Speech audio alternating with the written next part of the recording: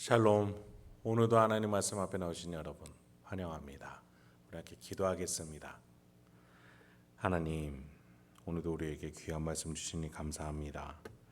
이 말씀을 통해서 우리가 하나님이 주시는 힘과 능력으로 살아갈 수 있도록 그 길을 알고 깨달을 수 있도록 인도하여 주시고 도와주시옵소서.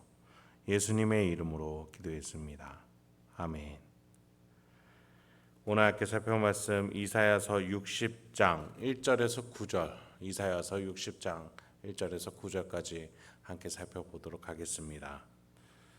계속되는 이스라엘 사회의 부패와 죄악스러움에 대해서 살펴봤죠. 이스라엘 사회도 지금 현대를 살아가는 우리 사회도 마찬가지로 결코 인간의 힘으로는 선해질 수가 없습니다. 물론 시민성이 뛰어날 수는 있죠. 그러나 아무리 뛰어난 시민성을 가진 조직이나 사회 국가일지라도 그곳에는 밝은 곳과 또 반면에 어두운 곳이 있기 마련입니다. 여러분, 인간은 결코 스스로 선해질 수가 없습니다. 누군가의 도움이 필요해요. 죄가 없는 분, 바로 하나님의 도움이 필요합니다. 신적인 개입이 필요해요. 그래서 하나님께서는 오늘 본문에서 이스라엘에게 개입하셔서 빛으로 하나님의 종의 본래 위치로 세우고자 하십니다. 어떻게 그렇게 부패한, 결코 회생의 소망이 없어 보이는 그 사회가 다시금 하나님께 사용받는지, 부응할 수 있는지 한번 본문 속에서 찾아보죠. 1절부터 3절 먼저 봅니다. 일어나라, 빛에 발하라. 이는 내 빛이 이르렀고 여호와의 영광이 내 위에 임하였음이니라. 보라여, 어둠이 땅을 덮을 것이며 캄캄함이 만민을 가리려니와 오직 여호와께서 내 위에 임하실 것이며 그의 영광이 내 위에 나타나리니 나라들은 내 빛으로, 왕들은 빛은 내 광명으로 나아오리라.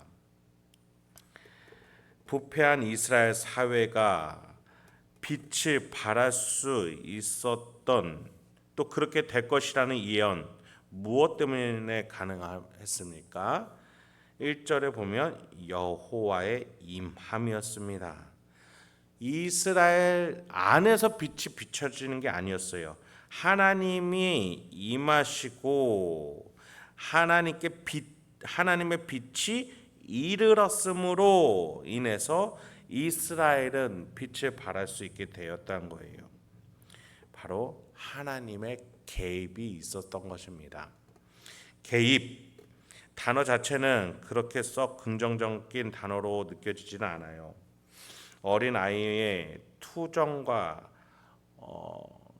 어린 아이의 투정처럼 개입하는 건 너무 싫어, 부정적이야 라고 느껴지는 것 같아요. 그런데 여러분, 조금 상황을 바꿔서 생각해 볼까요? 사람이 죽고 사는 상황 속에서, 또는 사회가 타락하느냐 마느냐의 기로 앞에서 가난하고 극빈층의 시민들이 빠져나갈 구멍이 없이 생활하는 그 상황이라면 누군가의 개입은 한 사람의 살고 죽는 문제일 수 있다는 점에서 부정적인 것이 아니라 긍정적이다 못해 꼭 필수한 것이 되겠죠. 그런 점에 있어서 어두워질수록 여호와의 개입, 신의 개입, 여호와의 임함은 너무나도 필요했던 이스라엘 사회의 전환점이었다는 겁니다. 이사야는 여호와의 임함으로 나라와 왕들이 이스라엘을 주목하게 될 것이다 라고까지 얘기해줘요. 이스라엘 사회를 바라보면 타락하고 부패했던 것들이 있었던 그 사회가 아니라 이제 보고 배우고 따르고 싶은, 거기서 뭔가 배우고 싶은 것들이 가득한 사회가 되었기 때문이겠죠. 그래요, 여러분, 우리나라도 우리 사회도 하나님이 필요합니다. 여러분, 성경은 내내 이 원리에 대해서 말해주고 있어요. 하나님의 동행은 우리가 높아지는 결과로 나타나게 됩니다. 하나님이 동행해 주시면 우리는 높아져요. 그래서 그 전에 하나님 앞에서 낮아져야 해요. 하나님 앞에 낮아져야 하나님이 우리와 동행해 주시고 우리는 하나님과 동행함으로 높아질 수 있는 거예요. 우리 스스로도 높아질 수 있죠. 그런데 우리 힘으로 높아진 것은 한계가 있고 제한들로 가득합니다. 그러나 하나님 앞에서 겸손으로 낮아짐으로써 높아져 하나님의 빛의 역할을 감당하고 여호와의 영광을 반사해주는 역할을 감당했을 때 그것은 단회적이지도 않고 제한적이지도 않아요. 더 나아가 그 빛을 비추는 이스라엘은 어떻게 된다라고까지 얘기합니까? 4절부터 보죠. 내 눈을 들어 사방을 보라. 무리가 다 모여 내게로 오느니라. 내 아들들은 먼 곳에서 오겠고 내 딸들은 안기어 올 것이라. 그때에 네가 보고 기쁜 빛을 내며 내 마음이 놀라고 또 화창하리니 이는 바다의 부가 내게로 돌아오며 이방 나라들의 재물이 내게로 옴이라. 허다한 낙타 미디안과 에바의 어린 낙타가 내 가운데에 가득할 것이며 스바 사람들은 다 금과 유황을 가지고 와서 여호와의 찬송을 전파할 것이며.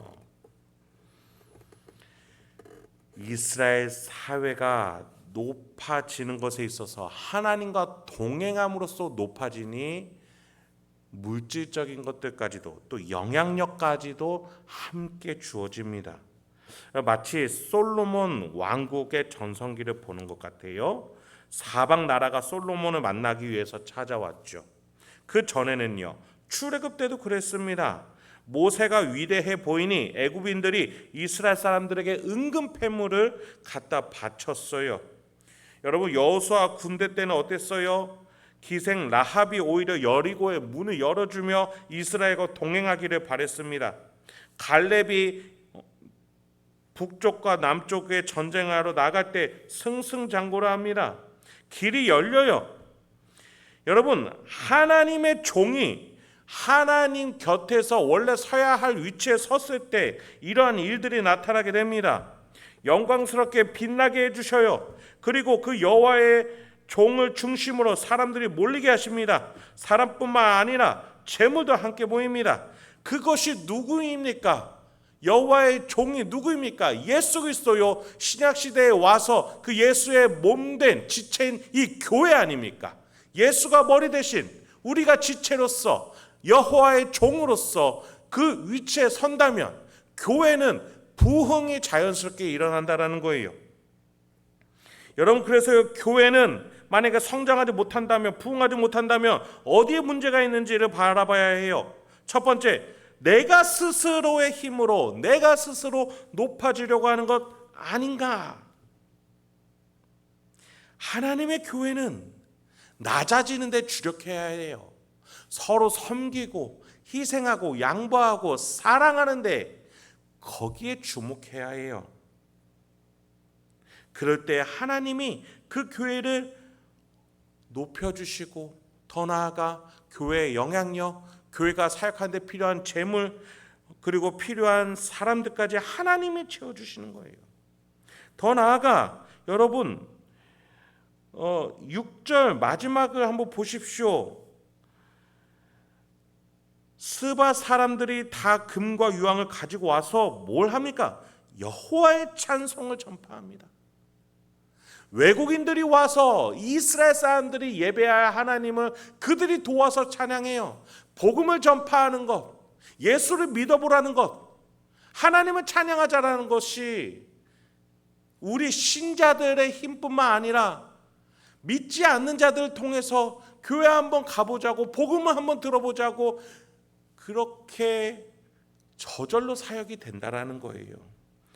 교회의 사역은 이렇게 하나님의 손에서 자연스럽게 흘러가야지, 인간의 자기적이고 인위적이고 세상의 방법을 배워서 하는 것이 아님을 우리는 기억해야겠습니다. 7절로 이어집니다.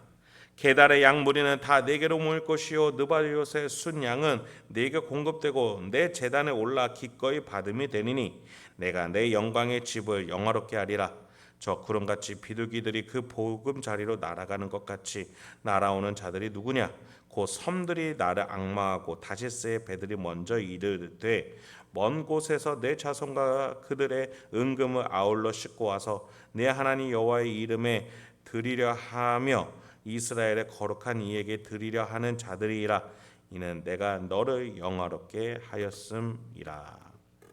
게달과 느바욕 같은 이민족과 외국에서 하나님께 드릴 제물을 바칩니다.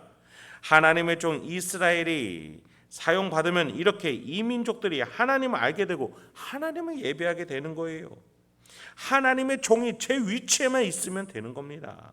더 나아가 8, 9절과 같이 이민족들이 이스라엘을 보금자리로 본국으로 귀환하는 데 있어까지도 힘을 보태요.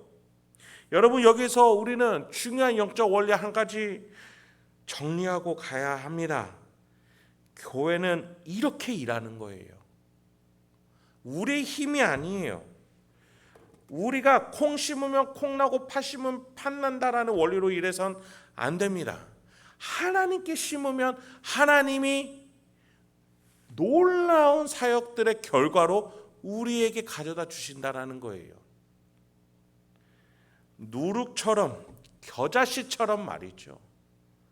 팥 심으면 팥, 콩 심으면 콩, 거기에서 끝나는 것이 아니라 누룩과 겨자씨처럼 정말 작고 미세한 것들이 제 역할을 다했을 때 하나님이 새가 깃드는 상수리나무로 온 반죽에 퍼져 그것이 부풀 수 있도록 그렇게 하나님은 일하신다라는 거예요. 그래요, 여러분, 우리는 오늘도 낮아지고 섬기고 겸손하고 사랑하는 일에 최선을 다해야 합니다. 그러면 하나님이 우리를 세상의 중심, 빛과 소금으로 사용하실 거예요. 그렇게 우리는 사역을 하면 됩니다. 하나님께서 교회 밖에서 지금도 일하고 계세요. 교회가 높아질 수 있도록 하나님의 종의 위치에 올바르게 가 있는 교회들을 찾고 계세요. 그런 점에 있어서 우리 행복한 교회는 우리 스스로 높아지려고 해서 안 되겠습니다. 오늘도 지역사회를 섬기고 우리의 이웃들을 사랑하며 그들에게 예수님의 사랑을 나를 통해서 전달하기를 간절하게 몸부림치며 나아갈 때에 하나님이 우리를 높여주시고 여러분의 가정과 직장 일상을 책임지실 줄 믿습니다. 그래요, 어떠한 세상의 조직도 스스로의 힘으로는 선해질 수 없습니다. 교회라는 조직도 마찬가지겠죠. 하나님의 개입, 하나님의 도우심이 필요합니다. 여러분의 가정도 직장도 일상도 마찬가지예요. 여러분 한 사람의 하나님과 동행과 하나님을 섬기고자 하는 그 생활과 태도 속에서 하나님이 여러분의 인생 가운데 놀랍게 일하실 줄 믿습니다. 오늘도 그렇게 하나님의 종으로서 명예롭게 살아갈 수 있는 저와 여러분들에게 소망합니다. 함께 기도하겠습니다. 하나님, 오늘도 우리에게 귀한 말씀 주시니 감사합니다.